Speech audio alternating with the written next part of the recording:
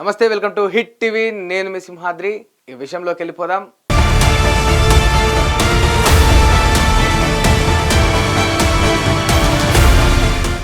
Matter చదివితే మీకే అర్థమై ఉంటుంది. తిరుమల లడ్డు కల్తీ దేశాన్ని మొత్తం ఒక అట్టుడికించిన అంశం ఇది. తిరుమల లడ్డూలో కల్తీ జరిగిందని చెప్పేసి మనందరము ఆ వార్త విన్నాం.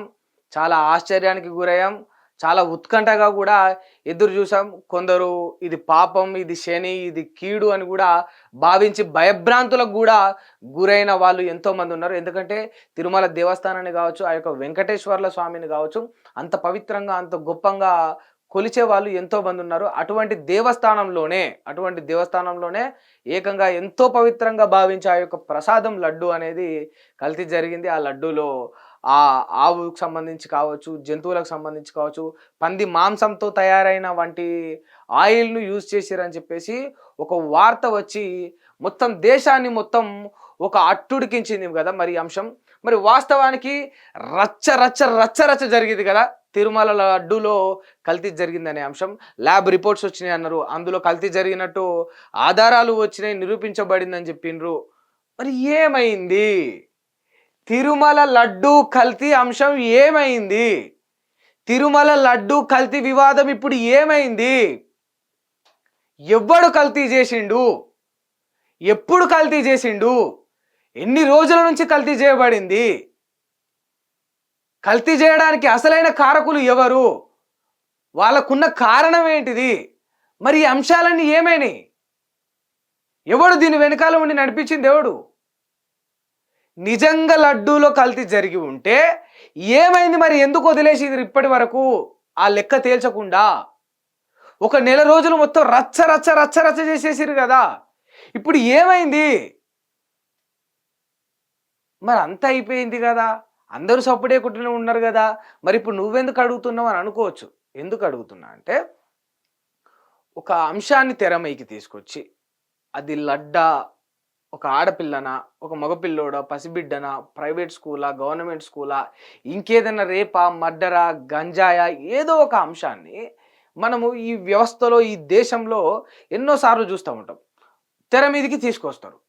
ఒక 10 రోజులు, ఒక 15 రోజులు, ఒక 20 రోజులు, మ్యాక్సిమం ఒక 1 మంత్, ఒక నెల, తప్పదంటే కొన్ని నెలన్నర 2 నెలలు కూడా ఉంటుంది.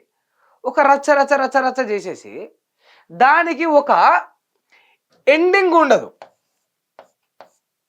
దానికి ఒక ఎండింగ్ అనేది ఉండదు. ఏమైతుంది? ఒక ఎండింగ్ ఇవ్వాలి కదా, ఒక వాస్తవాన్ని వెలికి తీసి దాన్ని సంపూర్ణంగా దాన్ని పరిష్కరించాలి కదా. అది లడ్డు అయితేనేమి, ప్రసాదం అయితేనేమి, కల్తీ అయితేనేమి, మాంసం అయితేనేమి, ఆహారం అయితేనేమి, ఇంకేదైతేనేమి, ఒక అంశాన్ని తారాస్థాయికి తీసుకొచ్చి దాన్ని ఎటూ తేల్చకుండా ఆ గాల్లే వదిలేస్తే ఏమనాలే? ఏమైపోయింది ఇవాళ తిరుమల లడ్డు కల్తీ అంశం అనేది ఏమైపోయింది? అయిపోయిందా? ఆ చాప్టర్ ఇక ముగిసిపోయిందా? అంటే జనాలు గొర్రెలు, జనాలు ఎడ్డోళ్ళు, జనాలు పిచ్చోళ్ళు. ఓ 4 రోజులు మనం ఏది చెప్తే అది వింటారు. మళ్ళా 5వ రోజు నుంచి మన కొత్త ముచ్చట ముందుకు తీసుకొస్తే మళ్ళా తింటారు. మనం ఎన్ని కబుర్లు చెప్తే వాళ్ళు అన్ని కబుర్లు వినాలే జనాలు అని అనుకుంటే అది మీ మూర్ఖత్వం. అది అధికార పక్షం అయినా సరే, ప్రతిపక్షం అయినా సరే, చంద్రబాబు నాయుడు అయినా సరే, జగన్మోహన్ రెడ్డి అయినా సరే, పవన్ కళ్యాణ్ అయినా సరే, ఇంక ఎవరైనా సరే, మీరందరూ కూడా గుర్తుపెట్టుకోండి. ఒక అంశాన్ని తెర మీదకి తీసుకొచ్చినాం అంటే, ఒక విషయాన్ని లేవనెత్తినాం అంటే, ఒక సంఘటన గురించి, ఒక పరిస్థితి గురించి మనం నోరు విప్పి మాట్లాడినాం అంటే, ఎక్కడైతే మొదటి స్థానంలో అది మొదలు పెట్టినామో చివరి స్థానం వరకు వచ్చే వరకు దాని వెంటే ఉండి దాన్ని పట్టి లాగి బయటికి తీసి ఇగో ఇది అవుట్పుట్ అని మీరు పరిష్కరించాలి. జనాలకు మీరు ప్రదర్శించాలి, మీరు తెలియపరచాలి. ఆ బాధ్యత ముమ్మాటికి మీ అందరి మీద ఉంటుంది. ఏమైపోయింది? గవర్నమెంట్లు ఉండే మీకు జనాల పన్నులతోటి శాంక్షన్ చేయబడ్డ కట్టబడ్డ పన్నులు మీ చేతుల్లోనే ఉండే. ల్యాబ్ రిపోర్ట్లు తీసుకొస్తారా? ఇంకేమన్నా మళ్ళా మీరు ల్యాబ్కు పంపించి మళ్ళా ఏమైనా మీరు ప్రయోగాలు జరిపిస్తారా? పెద్ద పెద్ద సైంటిస్టులను తీసుకొస్తారా? ఇంకెవరినన్నా తీసుకొస్తారా? మీరు ఏం చేస్తారో చేయండి. మీరు దీక్షలలో ఉంటారా, ఉపవాసాలు ఉంటారా, మౌనవ్రతాలు చేస్తారా, మీరు ఏమన్నా చేయండి. ఒక అంశం తెర మీదకి వచ్చినప్పుడు దాన్ని పరిష్కరించి ఇగో ఇది దాని అవుట్పుట్ అని చెప్పాల్సిన బాధ్యత మీ మీద ఉంటుందా ఉండదా? మీరు ఏమైనా చేయండి, బట్ ఒక క్లారిటీ ఇవ్వాలి కదా. ఇవాళ ఏమైపోయింది తిరుమల లడ్డు కల్తీ అంశం అనేది? ఏమైపోయింది అంటే ఈ చాప్టర్ ఇక మాట్లాడొద్దా? క్లారిటీ వచ్చిందా? వస్తే దోషులెవరు, లేకపోతే నిర్దోషుల? నిజంగా కల్తీ చేయబడ్డదా? 100కు 100% కల్తీ చేయబడ్డదా? చేయబడలేదు, అంత అబద్ధం, ఇది పుకారా. ఒకరు చేస్తే చేసినోడెవడు, వాడెవడు, వానికి శిక్ష ఎప్పుడు వేస్తారు? లేకపోతే చేయలేదు, మీరే ఎక్కువ అపోహలకు పోయి, మీరే ఎక్కువ భ్రమలకు పోయి ఈ రకంగా ప్రచారం చేసిరా? ఏమైంది? 1 2 కాదు, 100 ప్రశ్నలు వస్తాయి తిరుమల లడ్డు కల్తీ మీద. ఇప్పుడు అందులో ఒక 10కైనా సమాధానం మీ దగ్గర ఉన్నదా? ఈ ప్రశ్నలు ప్రభుత్వానికే కావచ్చు, ప్రతిపక్షానికే కావచ్చు, ఆలయ ఈవోలకే కావచ్చు, సెంట్రల్ గవర్నమెంట్కే కావచ్చు, ఎవరికైనా అనుకోండి మీరు. కానీ ఒక క్లారిటీ అయితే జనాలకు ఇవ్వాల్సిన బాధ్యత రాజకీయంగా ఉన్న వాళ్ళకు, ప్రభుత్వంలో ఉన్న వాళ్ళకు ఉంటుందా ఉండదా? మీరు పాలిస్తారు, మీరు ఏలుతారు, మీరు దానికి బాధ్యత వహిస్తారు కనుక ఇవాళ ఏమైంది తిరుమల లడ్డు అంశం అని నేను అడుగుతా ఉన్నా. ఏమైంది తిరుమల లడ్డు అంశం? నిజంగా మీకు చిత్తశుద్ధి ఉంటే, నిజంగా మీకు ప్రజల పట్ల ప్రేమ ఉంటే, మీకు ఆ బాధ్యత ఉంటే, మీకు దైవం పైన భక్తి భయం అనేది ఉంటే ఒక అంశాన్ని తెర మీదకి తీసుకొచ్చారు కదా. తిరుమల లడ్డూలో 100కు 100% కల్తీ జరిగిందా లేదా? జరిగితే దానికి కారకుడు ఎవడు, ఆడెవడో తెలిస్తే వాడికి శిక్ష ఎప్పుడు వేస్తారు? ఇవన్నిటికి కూడా సమాధానం చెప్పాలి ముమ్మాటికి. ప్రభుత్వం అయినా, ప్రతిపక్షాలైనా, ఆలయ ఈవో అయినా, ఇంకెవరైనా సరే ఖచ్చితంగా సమాధానం చెప్పాలి. పవన్ కళ్యాణ్ గారు దీక్షలు చేసిండ్రు.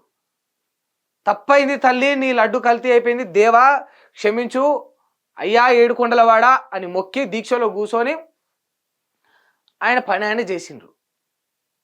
దీక్ష అనేది మీకు మీరు వేసుకున్న పనిష్మెంట్. దేవుడి విషయంలో తప్పు జరిగిందని చెప్పేసి దేవుడికి మీరు ఒక రకంగా సరెండర్ అవుతా ఉన్నారు, వేడుకుంటా ఉన్నారు, తప్పైందని లెంపలేసుకుంటా ఉన్నారు. అది మీ దీక్ష రూపకంగా మీరు తెలియపరిచారు. అక్కడి వరకు అది సరిపోతుంది.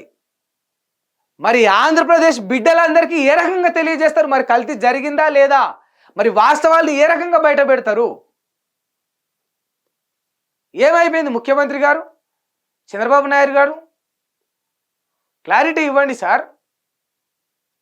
బాబు రావాలని జనాలు కోరుకున్నారు, తీసుకొచ్చిండ్రు కదా. మరి తీసుకొచ్చిన దానికి ప్రతిఫలం ఏంది? అవుట్పుట్ ఏంది? ఒకసారి ఈ ప్రశ్నలన్నీ మీకు మీరు వేసుకొని ఆ తర్వాత ఏదైనా ఇటువంటి ఒక అంశాన్ని తెర ముందుకు తీసుకొచ్చే ముందు దీన్ని పరిష్కరించనా అని మీకు మీరే మళ్ళీ క్వశ్చన్ వేసుకొని నాతో అవుతుంది అనుకున్నప్పుడు దాన్ని జనాలలో బయట పెట్టి చలో దాన్ని అప్పుడు సార్ట్అవుట్ చేసే దిశగా పనిచేయండి. అంతేగాని దేశాన్ని మొత్తం అట్టుడికించి తర్వాత మళ్ళా ముఖం మీద తడిగుడ్డేసుకొని ఇక నేను పండుకుంటా, ఇక నాకు తెలియదు అంటే మాత్రం అది మళ్ళీ భవిష్యత్తులో మీకే నష్టం చేస్తుందని గుర్తుపెట్టుకోవాలి. హిట్ టీవీ యాప్ ని డౌన్లోడ్ చేసుకోండి. ఇందులో short news, live news, entertainment movies అన్ని అవైలబుల్ గా ఉన్నాయి. Please download hit TV app. Hit TV app ని ఫ్రీగా డౌన్లోడ్ చేసుకోండి.